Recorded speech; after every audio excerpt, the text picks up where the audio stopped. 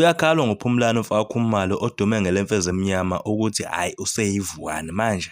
Umhlaziyi kaMaskandi ukhala ngokuthi imfezi njengoba isiyivukane noma njengoba isiwile njengamanje into eyibulele ukuthatha iy'nqumo ey'wrong ezenze phambilini, kanti futhi kufike abantu aba-wrong bafike bangena empilweni yemfizi yase yashintsha lento le kade iyiyona noma lento le kade ithandwa abantu. Hhayi naye uyile mfowethu ngenxa nje yenqumo zakhe ubudedengu bakhe kahle kahle obumbuyisele phansi yabo. Le nto yakhe yokudrayiveka njengebhala imlimazile loo nto leyo ngoba uma umbheka ubukeka nje ehambule umfana nje ophansi yabo. Kodwa manje ukulunga kwakhe kumgaxelisile ngoba uvumele abantu aba-wrong ukuthi befike empilweni yakhe bemdrayive emva kwalokho bamshiye egaxele njalo bona ubuyena. So le nto yakhe kuvumela ukuthi engene egemini kaMaskandi afune ukushinga yena adlale ihawu. Loo nto leyo mgaxelise kakhulu.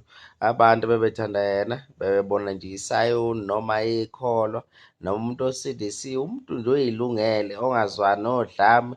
Bekuwumuntu nje okanjalo, abantu bebemthanda kanjalo futhi bemthanda bonke. Yena-ke wayesezakhela iqeqebane elizomzonda, wagcina egaxelise mo wajikelwa yabobona bonke abantu. Ya sekuyikho nje kuphela ukuthi Imfezi Emnyama abantu bayazi, hhayi ngoba ukuthi basajabulela umculo wayo. Ziningi-ke iy'nqumo ey'wrong ay'thathile, yashintsha iy'tudio, kwaxovaxoveka yonke into. So nje i-production yakhe ayisavuthiwe, ayisakhombisi ukuba yengqwele. Kunalokho usekhipha nje into esademonyana, into nje ongacaci ukuthi kwenzakalani ngayo. So iy'nsimbi zayo y'hamba emoyeni, kuba nzima nje.